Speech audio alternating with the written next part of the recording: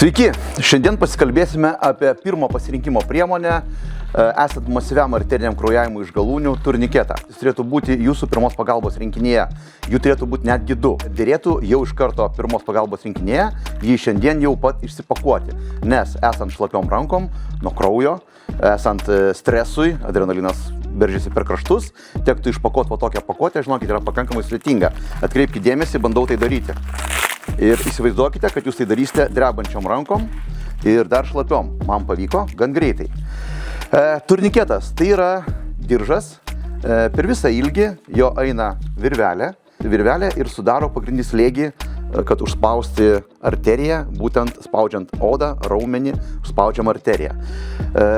Pats veržimo principas vyksta sukimo būdu, malūnėlis ir fiksatorius. Kaipgi tas dedamas turniketas? Tai paprasčiausia būtų įdėti šitaip. Atkreipkite dėmesį, labai svarbu yra maksimaliai užtraukti. Jeigu aiškiai nežinome, kur yra kraujavimas, reikėtų dėti turniketą aukštai ir standžiai, taip kaip dabar uždėjau aš. Jeigu aiškiai matome, kurioje vietoje yra kraujavimas, tai dedame maždaug per delną nuo žaizdos. Tai būtų 5 ar 8 cm. Užtraukiam, pasitaisom, apklijuojam gražiai ir pradedam sukti. Kertinis klausimas, kiek kartų suksim turniketą? Dažnas atsakymas, žiūri žmonės ir skaičiuoja 3, 4, 6, 8. Tai atsakymas būtų paprastas. Suksime tol, kol sustabdom masyvų arterinį kraujavimą iš galūnės. Jeigu yra tamsu, jeigu nematom aiškiai ar sustabdėm masyvų arterinį kraujavimą, sukame tol, kol sukasi, nesužalosit rankos. Su turniketu rankos sužaloti neįmanoma, nebent tai kažkokios būtų lėtinės ligos ar dar kažkas. Šiaip pačiam žmogui sužaloti neišeis. Taigi, užsukom, užveržiam. Ar jūs galvojat, kad jau gerai uždėtas turniketas? Ne, dar negerai. Gerai atrodo uždėtas turniketas štai šitaip. Prasukam ir užklijuojam time juostelę. Nedelsiant užrašome laiką. Tai be galo svarbu tolimesnės pagalbos teikėjams, ypač jeigu norint perkelti turniketą, daryti turniketo konversiją, tai labai aktualus dalykas. Užrašom laiką. Jeigu čia krūvina, laiko nepavyks užrašyti, rašome T raidę ant kaktos ir užrašom laiką. Tai taip atrodo turniketo dėjimas ant rankos. Dažnai pasitaikančios klaidos yra, jeigu turniketas uždedamas įstrižai, turėtų dedamas būti statmenai, bet uždedama įstrižai. Tada, jeigu yra kišenėse telefonas, piniginė, visi šitie dalykai turėtų būti išimti. Kaipgi sudėti turniketą?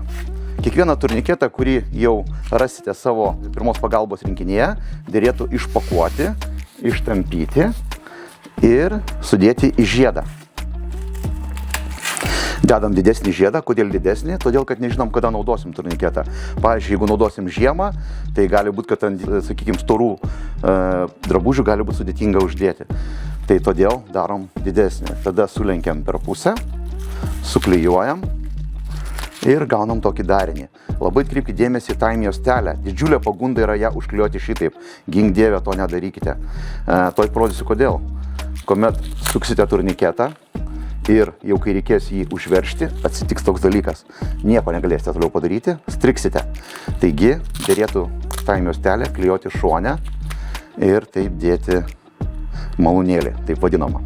Jeigu jums pasitaikys turniketas, šiuo atveju čia yra 7 generacijos ket turniketas, turbūt vienas iš populiariausių turniketų ir dažniausia padirbinėjimų, yra įvairių spalvų, būna juodi, būna mėlyni yra mokomieji, juodi skaitosi kaip ir taktiniai, šitas skaitosi civilinė versija, tai būtent naudojama pirmos pagalbos ar kitose automobiliuose. Šitas spalva nieko nereiškia, turniketai kokybiški nuo spalvos nepriklausomai. Turime puikios spalvos ružavą turniketą, jis taip pat yra puikus kokybiškas turniketas, tai yra ukrainietiškas sič turniketas, tačiau jame yra viena esminė detalė, kuri skiriasi nuo praeito turniketo. Tai yra sagtelė, kuri yra iš 2 kilpų. Susideda, reiškia, 2 kirtimai sagtelėje. Kam to reikia? Jeigu dedant ant rankos, tai didelio skirtumo nėra, prakišame pro artimesnę malūnėliui sagtelės dalį ir veržiame, dedame viskas toliau lygiai taip pat, kaip tik žiūrėjome. Tačiau, jeigu šį turniketą dėtume ant kojos, tai dėrėtų jį prakišti per abiejas sagteles, prakišam per vieną, prakišam per antrą ir užtraukiam. Pats traukimas atrodo taip. užtraukiam ir užsukam, užveržiam. Savaime suprantama, kad turniketą dėdami ant kojos nedarysime to stovėdami. Net ir sėdėdami nelabai darysime. Greičiausiai darysime gulėdami ant žemės. Visuomet, kuomet gulime, koja būna pakelta į viršų, pasivertę ant šono. Užveržiam, vėlgi, istorija ta pati. Veržiame tol, kol sukasi, arba tol, kol sustabdėmas į arterinį kraujavimą. Ką dar reikėtų atkreipti dėmesį, kad jeigu turniketas su 2 sagtelėm ir prakišome per 2 sagteles, jį atleidus, jeigu atsikabino, jis neatsipalaiduoja. Tai jisai esminis skirtumas yra tarp turniketų, kurie yra sagtyje su vienu įkirtimu. Tai būtų su turniketu dedant ant kojos. Jeigu jums pasitaikys tokio tipo turniketas, čia taip pat jisai yra su 2 sagtelėmis. Šito turniketo yra viena labai svarbi detalė. Tai jisai yra tik tai tokio trumpo virvelė, kuri veržia, sudaro spaudimą į galūnę. Tai šitas turniketas labai neatlaidus yra užtraukimams. Jeigu jūs per mažai užtrauksite, tikėtina, kad jums jo užverš nepavyks niekada. Tai reiškia, kad jūs turite maksimaliai iš visų jėgų užtraukti ir tik tada galite pradėti sukimą. Jeigu šito veiksmo netliksite arba užtrauksite per mažai, tikėtina, kad jūs jo neužveršite, nes čia yra tik tai 3 maždaug apsisukimai ir baigėsi virvelės ilgis. Jeigu jums pasitaikys tokio tipo turniketas, geriau nepasitaikytų. Nieko blogo prieš jį neturiu, jisai ypač geras mokymams yra, daugkartinio naudojimo ir jisai patogus vis dėlto dėti kitam žmogui. Jeigu tektų dėti savo, štai kas gali atsitikti. Dedat ant rankos ir jūs jo tiesiog negalite užveršti. Ką tokiu atveju daryti, jeigu taip atsitiko jums, tiesiog bandykite įsiremti į artimiausią sieną ar atsigulę ant grindų, bandysite jį užtraukti. Ir vėliau bandome užveršti. Ir ką dar norėjau pasakyti jums. Kalbant apie turniketo dėjimą ant kojos, turniketas turėtų būti pilnai išskleistas. Ta prasme, jis neturėtų būti žiedė. Nesimokinkim ir nedarykim maut turniketo žiedę.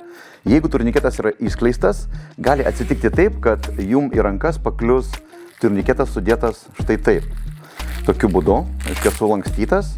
Jeigu jum paklius sudėtas šitaip turniketas, o jum jį reikia panaudoti ant rankos, tai ko gero tai bus pakankamai sudėtinga. Pabandykite įsivaizduoti, kaip dabar uždėti turniketą ant rankos. Ko gero pasakysit neįmanoma. Neįmanoma. Niekados nepasimeskit ir nepasiduokit. Panaudojam viską, ką turim.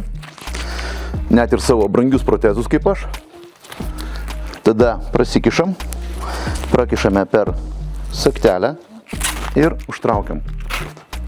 Tai mintis yra tokia, kad nusileidot, prakabinot ir užtraukite turniketą. Toliau naudojame kaip įprastai. Tai esminis skirtumas, jeigu turniketas sulankstytas zigzagais, tai paruoštas dėti ant kojos, iš tikrųjų uždėti ant rankos jį pakankamai yra sudėtinga. Norėčiau atkreipti jūsų dėmesį į turniketo uždėjimo laiką. 40 sekundžių. Tai yra ta laiko atkarpa, esant masyviam ekstremaliam kraujavimui, tikėtina, kad per 40 sekundžių galima netekti tokio kiekio kraujo, po kurio prarasite sąmonę. Vėliau jūs visą šitą veiksmą paliksite daryti kitam žmogui, esančiam šalia, bet galbūt tas žmogus įsiges, galbūt pabėgs, galbūt jisai negebės jums teikti pagalbos. Taigi, 40 sekundžių tai yra ta laiko atkarpa, per kurią savo problemas, esant masyviam arteriniam kraujavimui, galūnėse turite išspręsti patys. Išsprendėt, viskas ok, mes tada jau turime apie 2 valandas visiškai saugaus laiko. 2 valandos tai yra laiko atkarpa, per kurią galima padaryti lauko sąlygomis turniketo konversiją. Tai reiškia, jeigu turniketas perteklinai panaudotas, galime turniketą keisti kitomis priemonėmis. Tamponavimo tvarstis, spaudžiamasis tvarstis, vėlgi įsitikiname, ar sužeidimas yra agresyvus ar ne, ar yra pažeistos stambios kraujagyslės arterijos ar ne. Jeigu galime įsivertinę matyti, kad nėra pažeistos labai stambios kraujagyslės, be abejo naudojame kitas priemonės tam, kad užtikrinti pilnai visą kojos kraujotaką. Ir vėliau jau po 2 valandų to negalima konversijos daryti lauko sąlygomis, galima daryti jau tik tai ant operacinio stalo, naudojant papildomas priemonės ir be abejo specialistus. Iki 2 valandų dar galime padaryti ir savo pajėgomis, po 2 valandų to daryti jau nederėtų. Pabaigai norėjau pasakyti, linkiu, kad nereikėtų jum jų panaudoti. Tai tiek.